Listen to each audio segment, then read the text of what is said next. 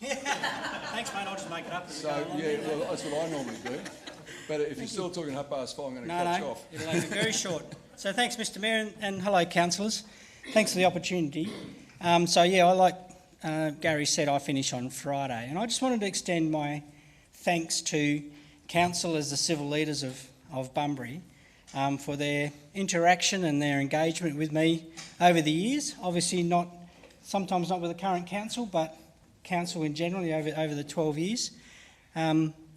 My view is if you want to represent the community, you want to represent a region, you've got to get to know the region. And you guys play a key leadership role, and I've always found the engagement particularly encouraging. And one of the things that you've always been very good at is making sure that we know what your issues are and your projects are. So when someone says to me in the corridors of Parliament, have you heard about that project in Bunbury? At least you've got some knowledge of it. The worst thing can happen is got no knowledge of it. And so council's been very good at doing that to ensure that their projects on the agenda, I know about them and been very engaging. And I just wanted to say thank you, really. Thanks for all that support. Mr Mayor in particular has been very supportive of me, and I certainly appreciate it. And the good news is that I'm not going too far, so we're going to live in Bunbury for a little while, consolidate down here, and we'll just see where the future takes us. So still pretty keen to contribute in whatever way I can. I'm a great believer in what you've done before prepares you for the next stage of life.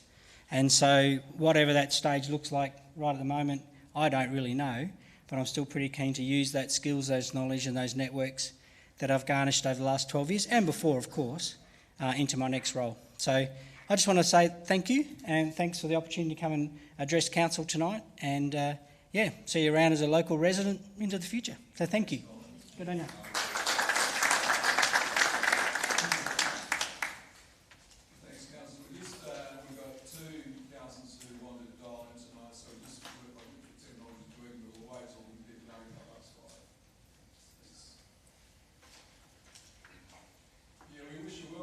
Thanks, bud. All the best. For those of you who like the race course, you'll see me. Yeah.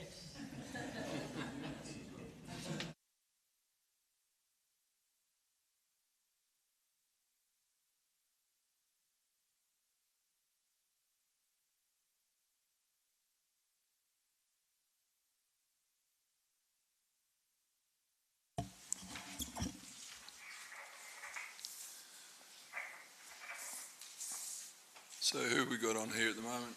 Councillor Steck and Councillor Steele. Is it both of them? Yes. Okay. Conference call. Okay, good.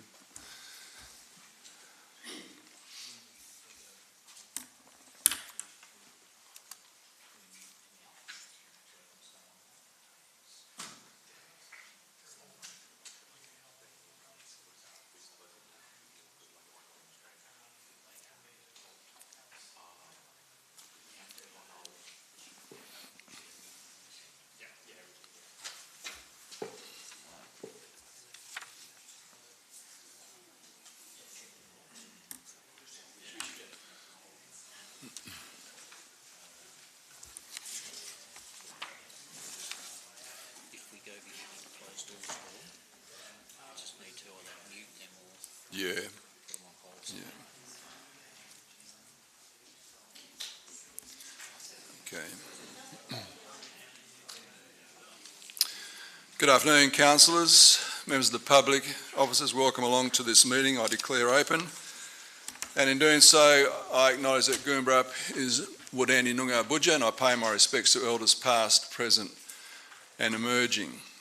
So, councillors, we have requests from Councillor Steele and Councillor Steck to participate by remote communication tonight. Councillor Steele is based at 60 Royal Street, East Perth, and we'll deal with her request first of all. So can I have someone move that we allow or give approval for Councillor Steele to participate by phone? Councillor Giles, Councillor Cleary, all in favour?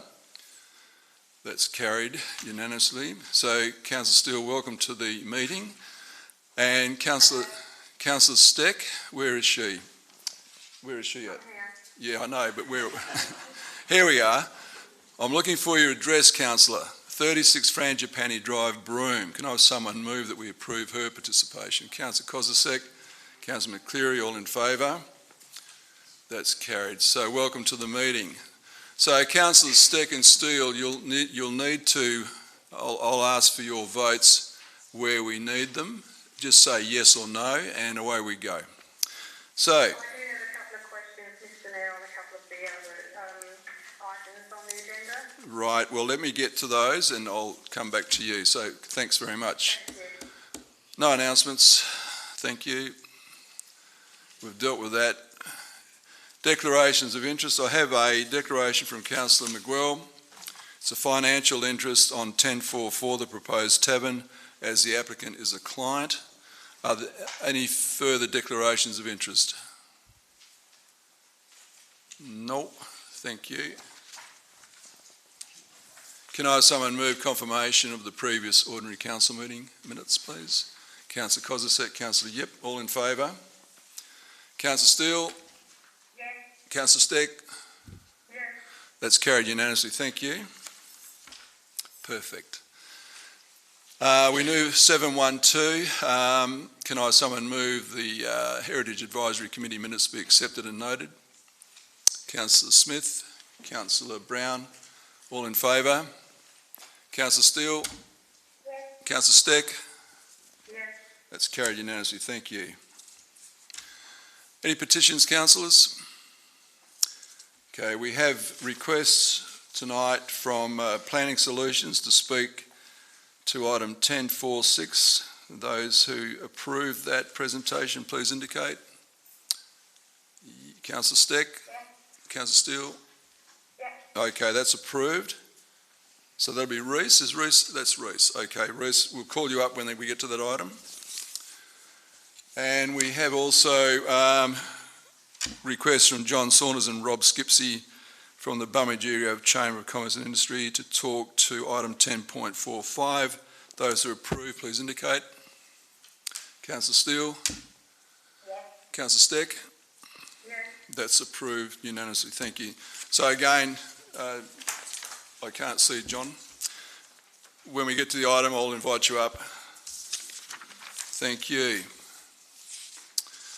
Thanks, Liam. We'll move on to method of dealing with tonight's agenda. So far coming out, councillors, items 1033, 1041, 1044, 1045, 1046. Now, Councillor Steck, you indicated you had items you wanted to discuss. Were there any in addition to those? No, they're all in 10.33 and 10.41 and 10.45, sir. Thank you. Councillor Smith? I'd like 10.41 to remain on the, 10.42, please. 1042. Councillor Giles? 10.31. Any further? Can I have someone then move the balance? Councillor Plum, seconder. Councillor Brown, all in favour? Councillor Steck? Yes. Councillor Steele? Thank you. That's carried unanimously. Thank you. 1031. Can I have someone move the executive recommendation before we come to your questions? Councillor Yip, second to Councillor McCleary. Question, Councillor Giles. Thank you, Mr Mayor. I apologise for not being at the briefing last week, as I was in sunny Broome as well, as Councillor Steck is tonight. So on the first point on page 18 of the agenda, the actual income is 572,000 Ks more than budgeted for this time of the year. Can I ask, is that likely to come back to zero more than by the end of the financial year? Are we headed for what we've proposed, or are we going to be ahead? That's my question. Okay, CEO. I'll provide some overall comments, and perhaps Mr Chandler or Mr Ransom might provide further detail, but essentially in preparing this year's budget, because of COVID-19, we were quite conservative on our revenue estimates, and we have seen, I guess, increased revenue over budget, especially at the South West Sports Centre, and also through some of our off-street parking revenue. The two key issues. I'm not sure if Mr. Chandler or Mr. Ransom have got anything further to add. No. Okay.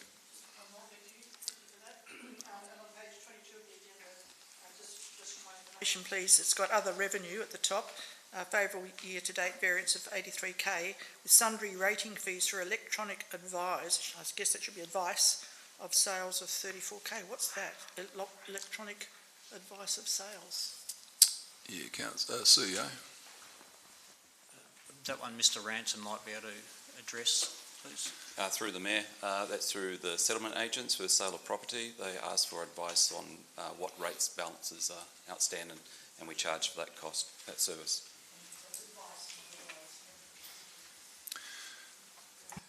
Okay. Is there anyone wish to speak against this? Or put it all in favour? Councillor Steele? Yes. Councillor Steck? Yes. It's carried unanimously, thank you. We go to item 10.3.3. Before we start, can I have someone move the executive recommendation? Councillor Kozisek, seconder. Councillor McCleary. Councillor Kozisek. Councillor McCleary. We had a question, Councillor McGwell. Just one, Mr. Mayor, on the second part. Thank you, Trez. Always helping with technology. The long-term financial plan, and in it on the key assumptions, I think it was page 11. I'll just bring it up. It talks about the potential rate. Let me just bring it up exactly. So the rate yield increases over the life of the range from 2.5% to 3.5%. Are we still, I believe the council is still going to be determining the rate increase for next year, and obviously this sort of highlights the fact that it's going to be ranging from 2.5% onwards. So do we still have that option? Firstly, will we still have the option to be debating what the rate increase is going to be? And if so, is that going to completely put this plan to bed if we're going to be changing it from that point onwards? CEO. Through Mr. Mayor, so the assumptions built into both the corporate business plan and long-term financial plan are simply that.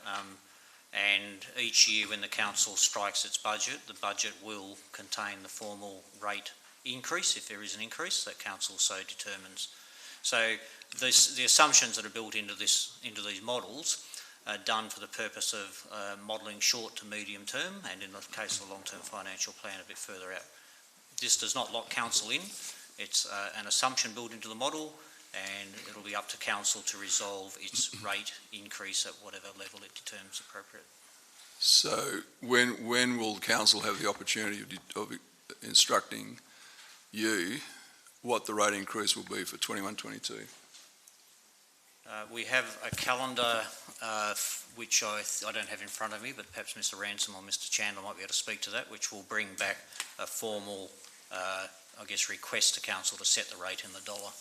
And then obviously the adoption of budget is at this stage planned for about the last week of July, which will also then, that budget will include that. But Mr. Ransom, can you provide the dates, please? Or Mr. Chandler, sorry, first. Through you, Mr. Mayor, yes, the budget will be put up for adoption on the 27th of July, and we will be holding 2 workshops preceding that date with elected members to discuss fees, charges and the level of rating proposed. Will council have the opportunity of formally instructing the CEO what the rate increase will be for 21-22? Yes, and if that's part of tonight's deliberations, council could determine that this evening as part of the adoption of the corporate business plan and long-term financial plan. So I'm going to move an amendment to the part 2, that council adopt the long-term financial plan 2021-22 to 2032-33 with the indicative rate increase for 21-22 to be 1.5%. Is there a seconder to that amendment? I'll second that, sir. Who was that, Councillor Steck? Yes. Thank you.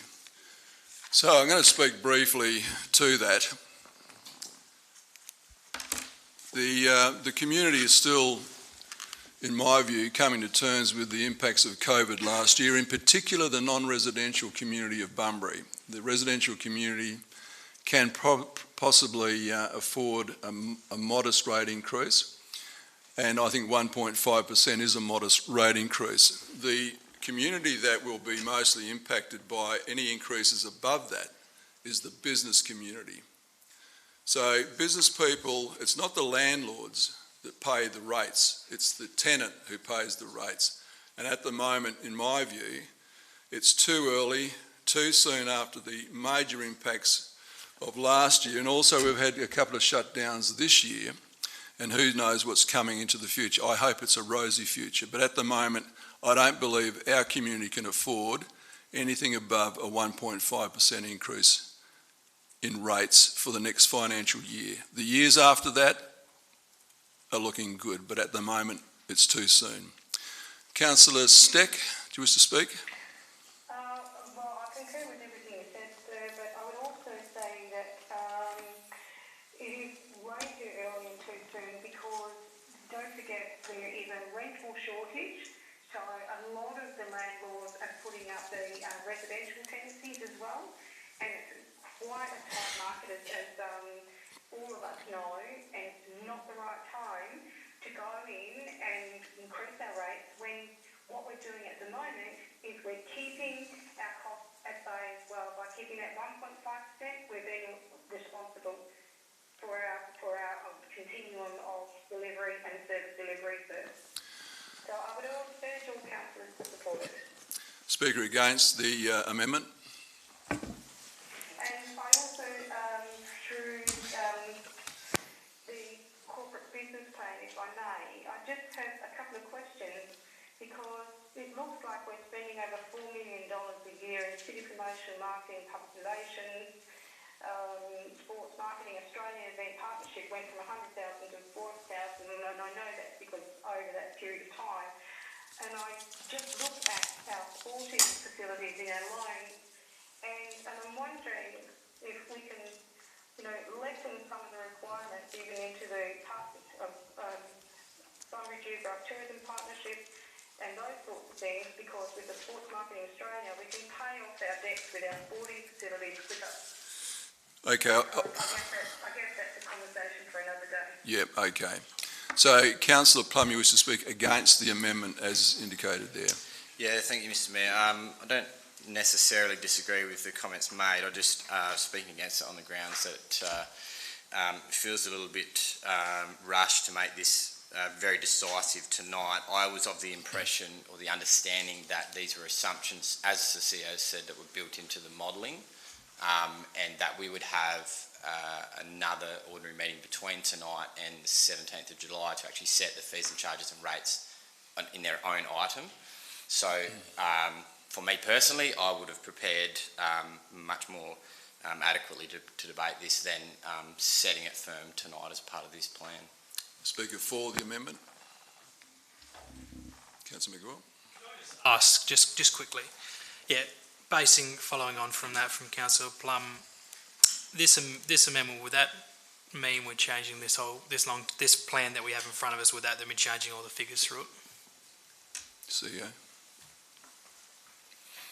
Through Mr Mayor, if the council so resolved tonight that the 21-22 financial year had a maximum increase of 1.5%, the documents that we've produced today could remain valid, but we would need to go and reshape the documents for the loss of that revenue. So there's no need to manipulate the document tonight. We would need to do some work to work out, if I'll put it in round terms, Mr Mayor, that 1% rate increase is approximately $400,000 per year. So in the next year's budget is where we'd need to address the shortfall, and of course there is a flow-on impact into the outer years for any increase that is, I guess, moderated. Councillor Giles, you have a question?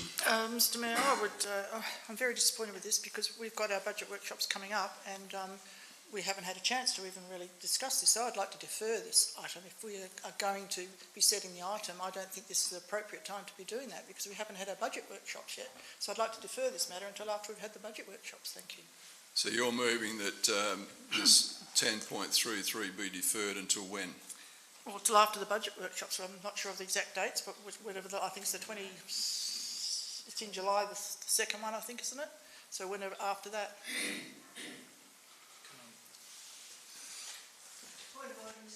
Yes, I would like to I'm just seeking a stay second. with I'm what just we've got seeking here. a seconder for the deferral. Just to be clear, Councillor Giles is moving, I'll second that. and that was Councillor Steele. Yes. Thank you. You have a question? Who has a question? Councillor McGraw. Yeah, before we vote on this, if I could, are these required to be done by a certain time? See ya. Do you want to, look, I guess my point that I'll make as CEO is that if the documents were endorsed. Point of order. Once the procedural motion has been done, we have to actually put it to a vote. Yeah, I just want to make sure legally we're on the right track, Councillor Steele. Okay. I'll simplify and ask Mr Ranson or Mr Chandler if there are some timelines that we need to meet. Through you, Mr Mayor. I don't think there is a specific time frame for this, but ideally it would be best to adopt these documents before the budget because they lead into the formation of the budget document. Okay. So I'm going to put that deferral to the vote. All in favour, please indicate. Yes. No. Yeah, there's 8-4. Those against? Move. Councillor Steck, Councillor Turner, Councillor McGrill and myself were against. So that's carried. So that's deferred. The whole item's been deferred until after the budget workshops. Okay, we move on. 10.4.1. Can I have someone move the executive recommendation? Councillor Kozisek. You want to? I'll just get it off the table first. So I need someone to move the recommendation and then you can defer it. So someone prepared to move it. Councillor McCleary, seconded. Councillor McGraw. Councillor Kozisek. Thank you, Mr Mayor. I'd just like to move a motion that we defer this decision until after the council elections. In reality, we actually don't need any new members, and we have at the moment our Smarty grants coming up, and to bring in 2 new members into that situation right now would be very difficult, and I just think it would be best. We have a quorum if we deferred it until after the council elections. Thank you. Yeah, Councillor Giles seconds. I'll put it. All in favour, please indicate. Those against? Councillor Steele? Yes. You're for. Councillor Steck? No, I'm against. Okay, so Councillor Steck and Councillor Plummer against. The rest were for. Therefore, it's carried. That'll be deferred until after the October local government elections. Oh, sorry, sir. If it's deferred till October, then I am agreeing. We move on to 10.4.2. Can I have someone move the executive recommendation? So moved. Councillor Steck, second to Councillor Kozisek. Councillor Steck? I think it's pretty well straightforward, and I have no problems with the development application, so I would urge all councillors to vote for it. Councillor Kozisek? Thank you, Mr Mayor. I think it's a sign of the times that we have to look at how we're going to use our housing strategy to infill land, and I think this particular building, it's set back from the road. It's not going to be visually disturbing to anybody, and I think it's a really great opportunity to get more people living in our city. Thank you. Speaker against. Councillor Smith? Thank you, Mr Mayor. Probably predictably. However, once again I feel obligated to speak against a motion that deals with heritage in the city of Bunbury. I know this motion will probably pass, but I think it's important that it's debated, not just passed, and that it's on the record that there is some concern over that. I did not nominate to be on the Heritage Committee or become its presiding member to win a popularity contest. I nominated for the committee for times like this when the importance of heritage to Bunbury is highlighted and our heritage precinct is protected. Sadly, this is about the 4th time since I have been on the Heritage Committee that I've been felt compelled to vote against a recommendation. Every time this city votes to allow a relatively small change to the heritage area, it is a cumulative effect of small changes that eventually add up to large changes, and the heritage precinct is no longer viable. Every time we vote to allow what may be seen as small change, we open the gates a little further for someone to go to the State Administrative Tribunal and to say that we've set another precedent. In my view, we need to close some loopholes, and I think that our housing strategy coming up may allow us to do some changes to protect areas like this. Last Friday, the Bunbury Museum held a very well-attended history forum, which demonstrates that people are very interested in local history. I want to just digress briefly at this point, Mr Mayor, to say that this forum was an initiative of the Heritage Committee and thank the City's Heritage Officer, Lacey Brown, for the great work she does. History tells us about where we've come from and perhaps where we are going.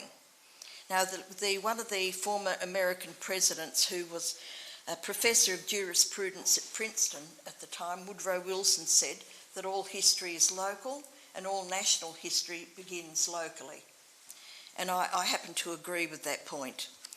It tells us where we've come from and perhaps where we're going, but it's not only about the past, it's about the here and now. I don't want to be like Cassandra, who was a Trojan priestess in Greek mythology, who was cursed to utter true prophecies that were never to be believed.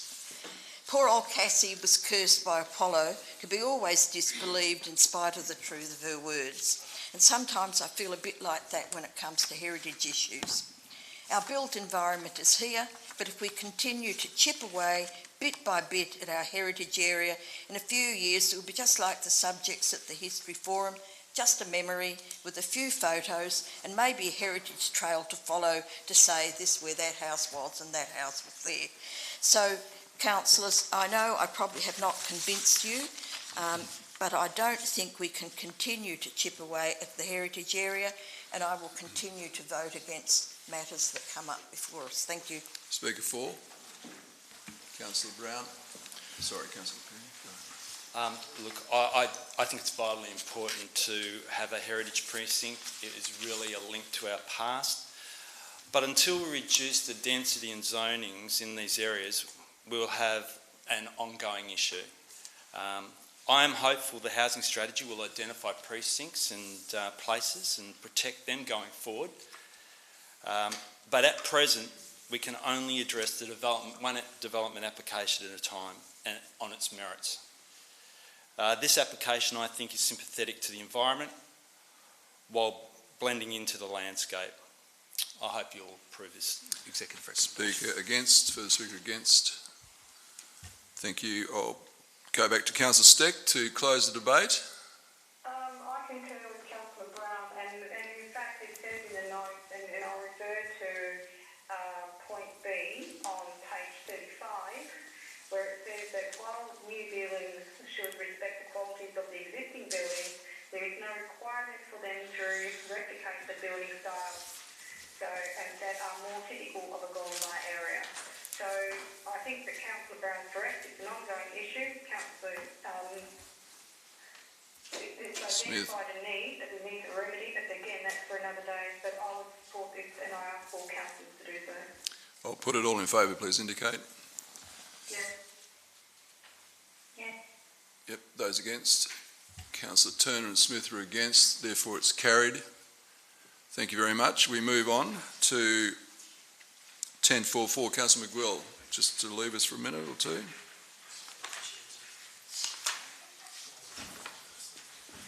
If Councillor Smith can give us a history lesson, you can move furniture.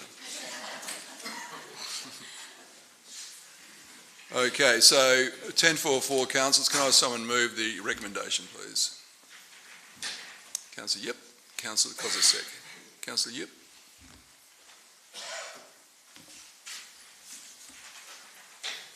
No, nothing to say really. I think it explains itself. I think the proponent's gone to every effort to mitigate any problems that they might have. Thank you. Councillor Kozisek. Basically, I think that, as Councillor said, that the proponents have gone to a lot of trouble to fill in all the gaps and get it right. I think it's a really fantastic opportunity to energise that area of the CBD, and I fully support. Thank you. Is there a speaker against? I'll put it all in favour. Yes. Yes. That's carried unanimously. Thanks very much. Now, while we wait, Rob and John, you each have 5 minutes to present, and there's a clock in front of me to guide you. So who's going first? John. Yes. Welcome.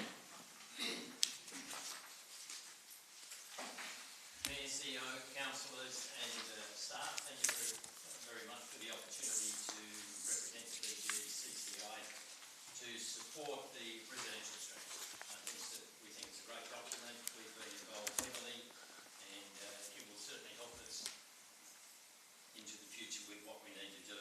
There are many things affecting the market, particularly over the next 10 years. So I'm just going to touch on a couple of the major ones which are affecting that.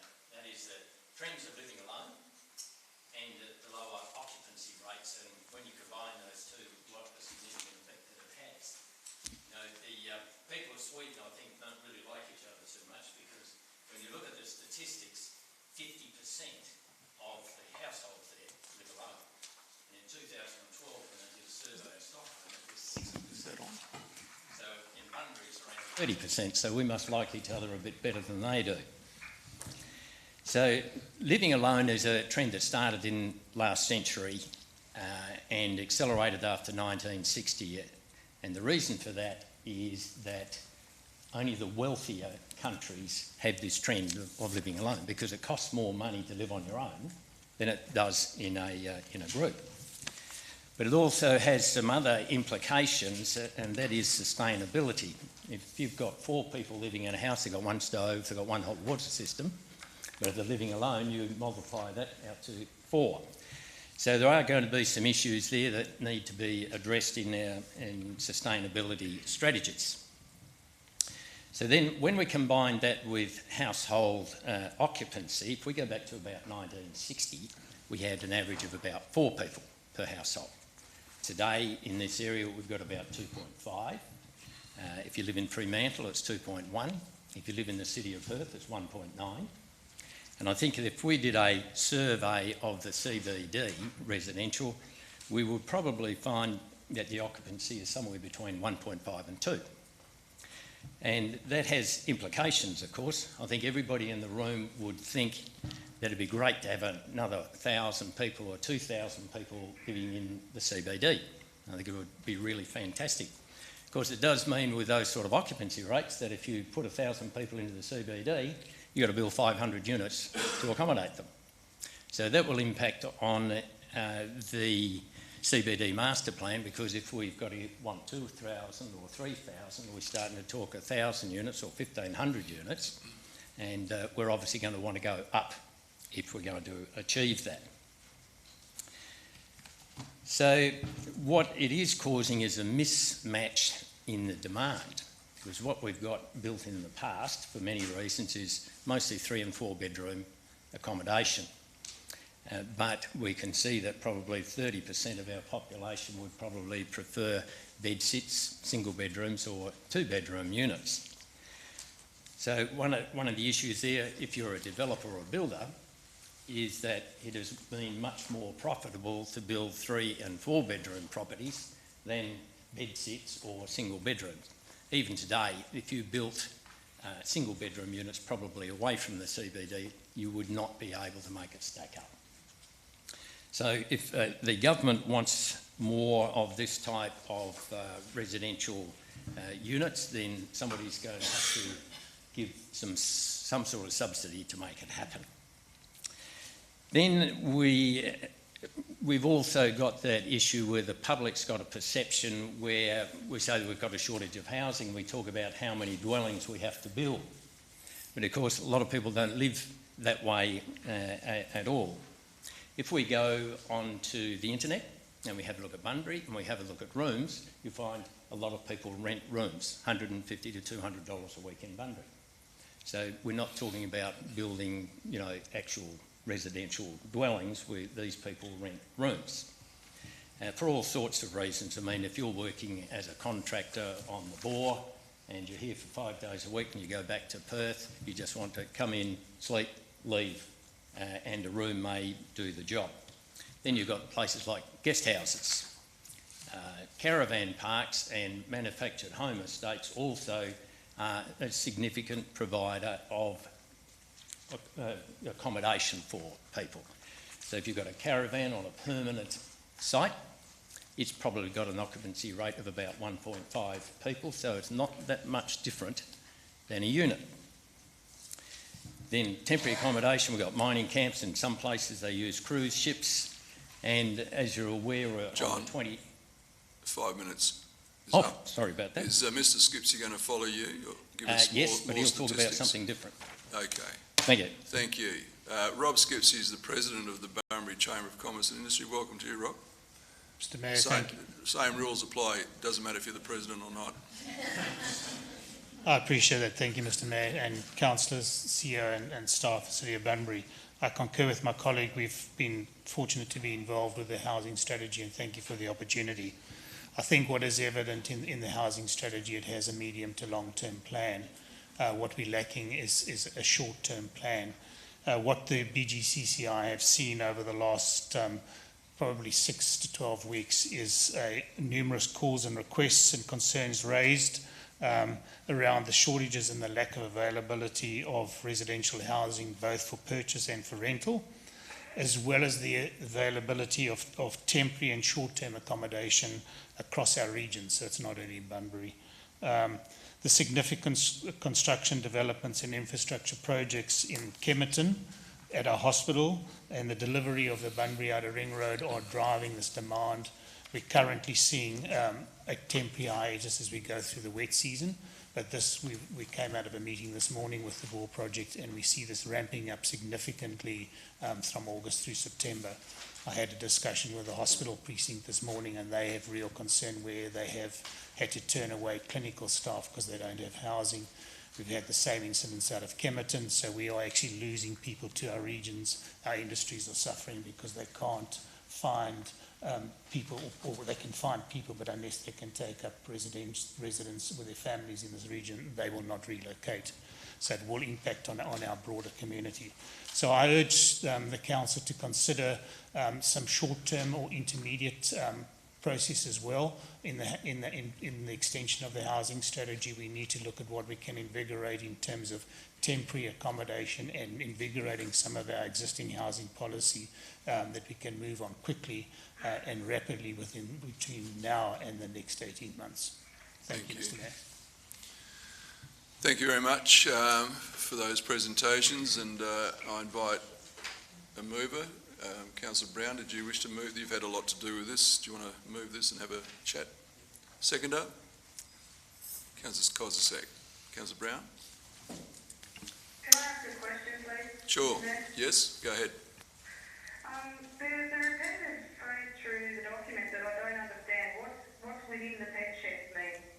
Within the... There's improvement quality of the public realm generally, and improved movement and flow generally, and walkability within the pet sheds. What is that? Yeah, I think Mr Barber has an idea through you, Mr CEO. I've never seen that word before. No, Mr Barber knows every word in the document, I suspect. Over to you.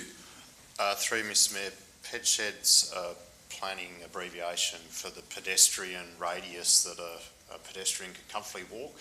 So it's generally 400 to 800 metres. So a ped shed is generally an 800 metre radius around an attractor, and we try to build communities around that ped shed to make sure that they're walkable and high amenity. So did you hear that, Councillor Steck? Well, most of it, but can you ask Councillor Barber to email that to me, please? Mr Barber will do that, absolutely. Thank you. Okay, so Councillor... Only one other question I wanted to ask. Go ahead. And that is in relation to units and two-bedroom apartments, balconies are set to be 2 metres or 2.5, and I'm wondering why that is the case when some persons would rather a larger bedroom with more of a European kind of outdoor area, so it's just to open the windows and stuff. So again, to probably account to Mr Barber, why did they not consider that? So the question revolves around the width or the area of balconies. Yeah, Can so they? instead of having a full-blown balcony, they might choose to have a small one. Yeah, I've got it. Behind the bedroom, Thanks. which would be cost efficient for building. Okay, I'll hand over to Mr. Barber with a clever response.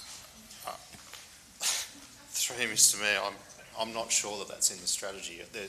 There's requirements around outdoor living spaces in the residential design codes that the city doesn't have control of. It's a state document. The housing strategy relates to, I guess, a broader view of housing for the future.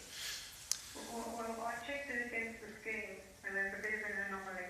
Yeah, perhaps can I suggest, Councillor Stick, that when you return, catch up with Mr. Barber and go through those areas to clarify them for you. Okay.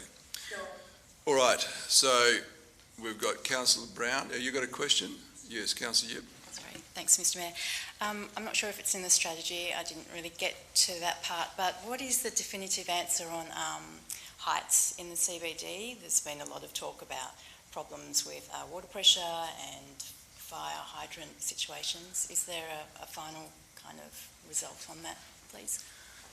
Can you do Planning 101 in about 30 seconds, Councillor, Mr. Barber? Through Mr. Mayor, there's no definitive height within the CBD, so it's generally on its merit, but it depends on what type of building is. So if it's a purely residential building, there are requirements under the state framework for multi-unit housing that does set some level of height, but you could still have some other uses that may push that height up. It's not driven by engineering per se in terms of the water pressure issues. The water pressure is set through the state government licensing of what water providers need to provide, and in Bunbury, Aquest is that provider, and they adhere to those pressures. However, under the BCA, for firefighting purposes, once you get above a certain height, it has to be boosted, the pressure has to be boosted. That then requires pumps and tanks. At the end of the day, that's a viability issue for the developer, and not something that the water provider per se can resolve. So we're ready to go with your mover, Councillor Brown. Do you wish to speak to this? Yes, I will, but I will be brief.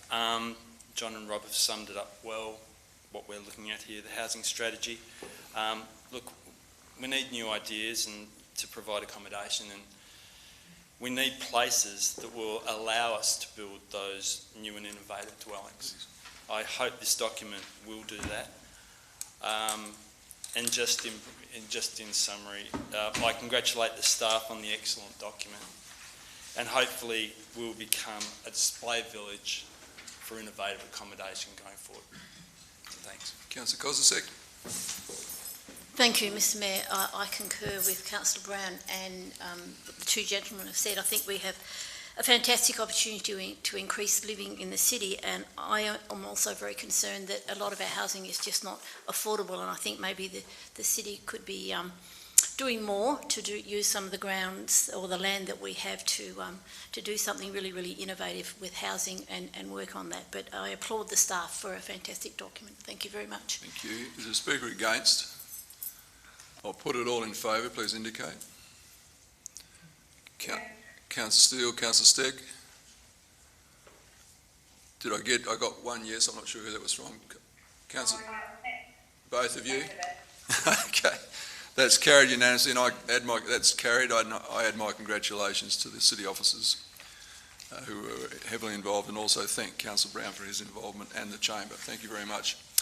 Now, Mr. Hendy, Reese, welcome. You know the drill. Yes, thank you, Mr. Mayor, CEO and councillors. Thank you for the opportunity to speak today on the item. My name is Reese Hendy, Senior Planner from Planning Solutions. I'm here to speak on support of the service station. First, I'd like to thank the city's officers for their comprehensive assessment of the application and their recommendation for approval. We've worked with the city throughout this application, and that's evident by the comprehensive report that's in front of us today. We've also coordinated various condition changes over the last few weeks, which I'm sure you're aware, some of which have followed circulation of a briefing note I issued just last week, which I think you all would have received. I tend to be brief today and will simply be requesting 3 condition changes following the agenda going live just last week. First, as you're aware, proposals for a service station which is consistent with the site's historic use. The service station has been designed very carefully with consideration to the planning framework as well as the site's immediate surroundings, including the residences. The development will provide an improved level of service to the wider area and provide a built form on a site that's been vacant for some time. With regard to the conditions, we're supportive of the officers, generally supportive of the officers' conditions, and they're typically what you'd expect to implement this type of development. Just regarding condition 3, of course, the hours of operation. Condition 3 currently requests that the hours of operation are restricted to 6 a.m. to 10 p.m. As you're aware, we've previously requested the council's support for 24 hours and removal of this condition. We understand the city's primary concern for 24 hours is noise and light. These 2 items were addressed in the briefing note I circulated just last week. However, should you today approve the development and restrict the hours of operations per condition 3, we kindly ask that the condition 3 is amended to reflect the hours of 5 a.m. to 10 p.m, not 6 a.m. to 10 p.m. As the city may appreciate, this additional hour in the morning would enable the operator to open the facility and be prepared for the morning peak, particularly passing trade heading north into the Bunbury city centre. The development addresses all the relevant concerns raised by the city, including traffic, noise and lighting, to warrant that additional hour. As a result of this change, condition 12 will need to be, which restricts the illuminated signage, will need to reflect these hours of operations. And lastly, condition 20. Condition 20 requires the installation of a barrier to Spencer Street. As outlined on page 65 of the agenda, the city has recommended this barrier to discourage rat runs. We understand this was an issue observed as part of the previous service station facility. Ultimately, if rat runs were to occur, this would impact the operator's ability to refuel vehicles and ultimately affect sales. So this has been taken into careful consideration in design of the development. As a result, you may have seen from the proposed plans, the development incorporates signage adjacent to all the crossovers to indicate that access to Spencer Street is not possible, speed humps to make vehicles slow down, which is more inconvenient. And some of these measures are beyond what's typically required for your modern day service station. But fundamentally, the crossover to Spencer Street does not allow exit movements, which would enable a rat run from Blair Street. As such, there's no nexus for this condition and the requirement for a barrier. This will also add an unnecessary cost to the build. So in summary, it's clear that proposed development is appropriately located, well designed, an important piece of future infrastructure for the locality. We hope you will today approve the development, and I must thank you for your time. I'll be pleased to answer any questions either now or when the discussion goes through. Thanks, Reece. All right. So, I'll get it off the table first. Can I have someone move the recommendation? Councillor Plump, is there a seconder? Councillor Yip. Question, Councillor Cleary. Thank you, Mayor. I would like to make a small amendment, if I may. I thought you were going to ask a question. I'm asking. May I make a small Reece, amendment? you can take a seat. Thanks. May I make a small amendment? You may. Okay, I would only like to add, to put the amendment in for 5 o'clock in the morning, that extra hour only. I don't think it's really going to make much difference, and we really, that is an area. No, do you want me to speak on it? Not yet. Okay. I'll ask for a seconder first. Is there a seconder to adjust the hours from 6 a.m. start to 5 a.m. start? Councillor Giles. And Councillor McCleary, as was pointed out, condition 12 will also have to be amended if this gets up. So go ahead and speak to it. Thank you, Mr. Mayor. It is only an hour.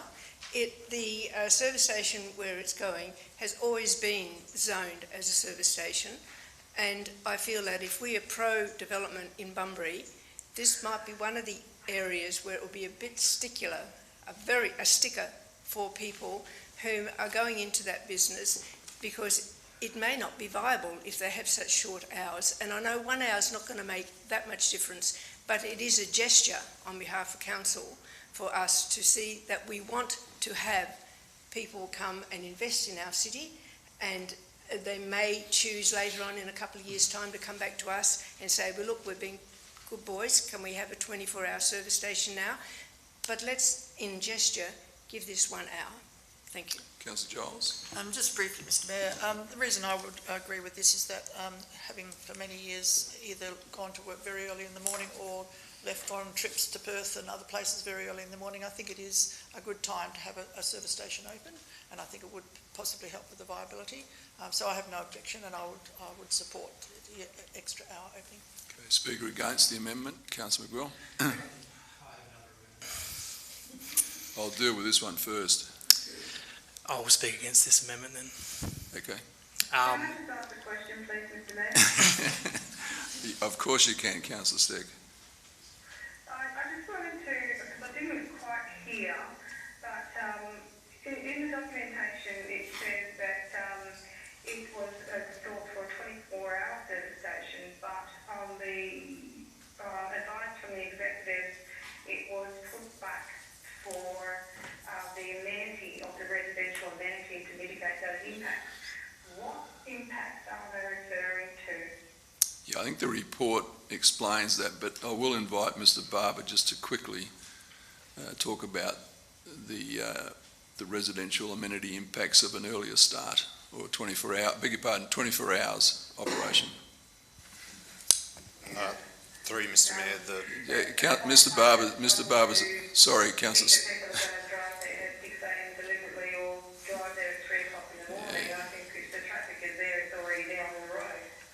Councillor Steck, I'll just allow, please, Mr Barber to respond to your question. Go ahead. Thank you. through you, Mr Mayor, the noise regulations have different times of day where particular noisier activities can occur. Generally it's from 7 in the morning till 7 at night, and then the level goes up again between 7 and 10 p.m, and then the lowest time of noise received at a residential premises is between 10 p.m. at night and 7 in the morning. The operation of a service station with the vehicle movements, car doors, opening and closing, vehicle lights, when you're immediately adjacent to a residential area, staff felt that it wasn't able to be mitigated to a point where it would then comply with the noise regulations. There was also objections received from the adjoining residents based around the 24-hour operation. So that was the reason that the staff recommended changing the operating hours to 6 till 10. Thank you. Councillor McGraw. Speaking against this. I'll speak against this and foreshadow my double alternative recommendation, which will be point 3 will be back to 24 hours. So clearly the applicants are looking, the 5 a.m. thing was looking for the illumination, which was point 12. So I don't think, in their briefing note, they clearly talked about the 24-hour need.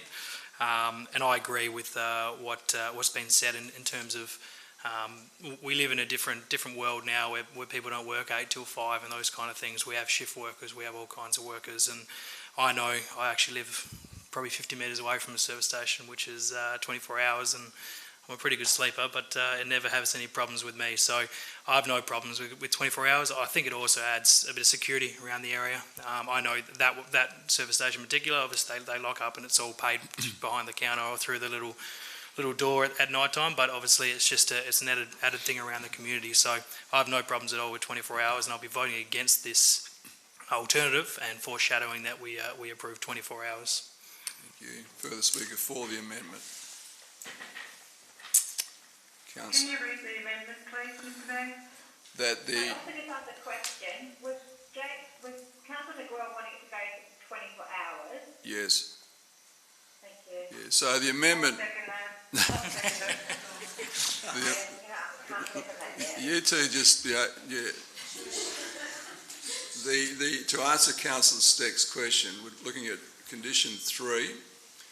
So currently it states that the approved use must only operate between the hours of 6 a.m. to 10 p.m. Monday to Sunday. The amendment is to change 6 a.m. to 5 a.m. So that's the only change there. And then condition 12 will also be altered. So all illuminated signage shall be switched off between the hours of 10 p.m. and 5 a.m. Monday to Sunday. So that's the amendment we're dealing with at the moment. And I'll invite Councillor McCleary to close the debate on that one. Question. Sorry, Councillor Smith, you did indicate. If we amend it to 5 a.m, does that mean fuel can be delivered from 5 a.m? Condition 4, go back up please, Liam. Condition 4 is not being changed. So they need the approval of the city staff to deliver outside those hours. Councillor McCleary. No. Has anyone spoken against, sorry? I spoke against. Yeah, Councillor McGuell. The order of debate went for and then against.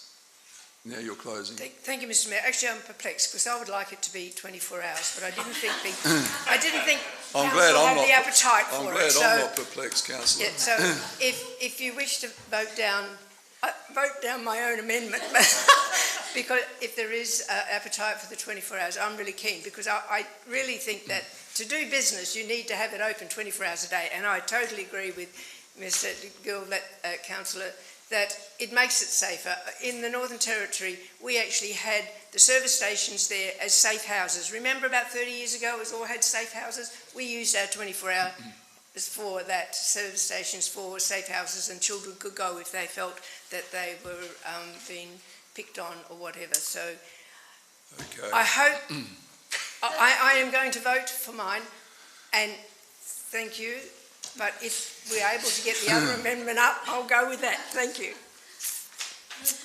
Okay, so we're dealing with this amendment, which is to change 6 a.m. to 5 a.m. for condition 3 and also condition 12. Those in favour, please indicate.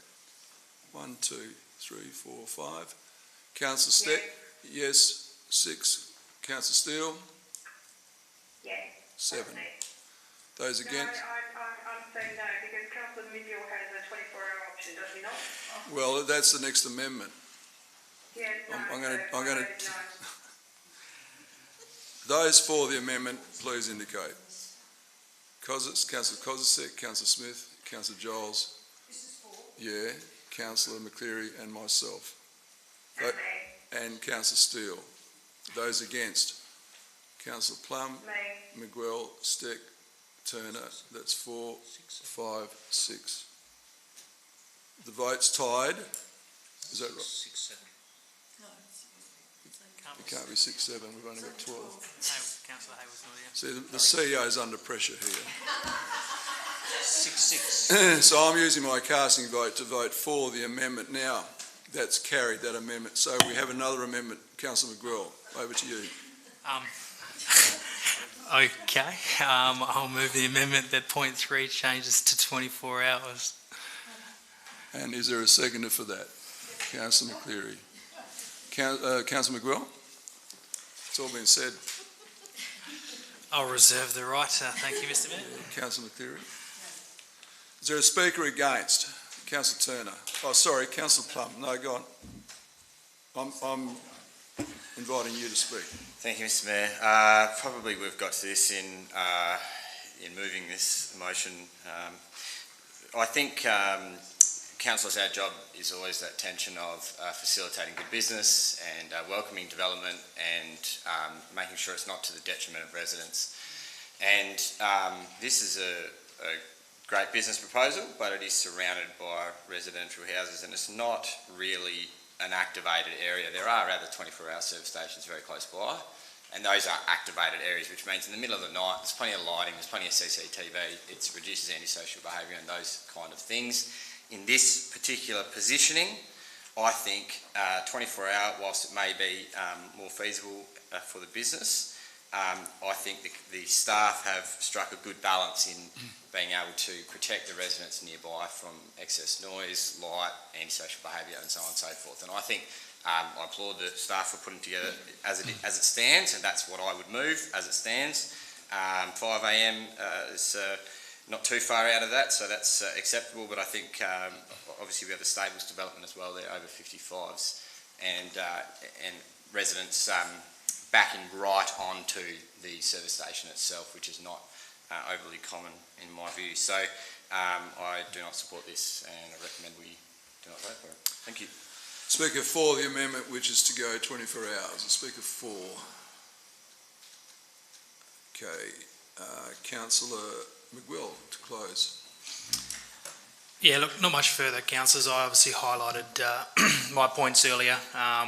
Just on the lighting and sort of the noise, the majority, obviously the illuminator we dealt with as well, that's going to be between a certain time. So the major lighting won't be a problem. Noise, I can't see it being a problem. It's going to be, as I talked about, for the odd person who may be around those times. I don't have a problem with it. We need to be flexible. We need to be flexible with people who are in those situations. So I'm all for this, as I mentioned earlier, and happy to support this and make this our executive recommendation. Thank you. I'll put the amendment, which is to permit operation 24 hours a day, so that'll change condition 3 and condition 12. Those in favour, please indicate. 1, 2, 3, 4. Those against? 1, 2, 3, 4. You're for, Councillor Steck. Councillor Steele? Against. That's lost. Can I just show hands again, just for the recording of who voted against? So Councillor Kozisek, Plum, Smith, Turner, Yip, Brown, and Steele, I think. Is that right? Yeah, that's correct. And everyone was for. Others were for. So that's lost. So we now go back to the executive recommendation. I invite Councillor Plum to speak, and that's as amended, Councillor Plum. So it's 5 a.m. kick-off. Thank you, Mr. Mayor. I think the majority of what I was going to say has been said. I think the staff have struck a good balance of the conditions here. There's been some negotiation back and forward, and I think the conditions there are very acceptable to facilitate a good business, but also protect those residents around this business. And I would obviously love to see if it is quiet and if it is accepted by the residents around there, that a proposal come back in the future for 24 hours. But at this point in time, I think it's too risky to do that. We've dealt with that, so that's great. And so I think we should accept this and get the service station there for the residents of Bunbury. Thank you. Councillor Yip. Thanks, Mr. Mayor. Thanks, Councillor Plum. Yes, I agree totally. Things like this come before us because there's been an objection from the community, and so if I went back to the objections, and most of them are not opposed to the development, but devil was in the detail. I think the detail has been addressed by the developers, and I think it'll be a good project. Thanks. I'll put it all in favour, please indicate. Councillor Steele? Yep. Councillor Steck? Yes. Those against? 1 against, that's carried. Councillor Turner was against, the rest were for. Thank you, councillors. That's good debate. We move on to item 11. Can someone move that Councillor Brown be given leave of absence for those periods? Councillor Yip, Councillor Plum, all in favour? Yes. That's carried unanimously. Thank you. Councillors? Can I just ask a question before we all head off, sir? Yes.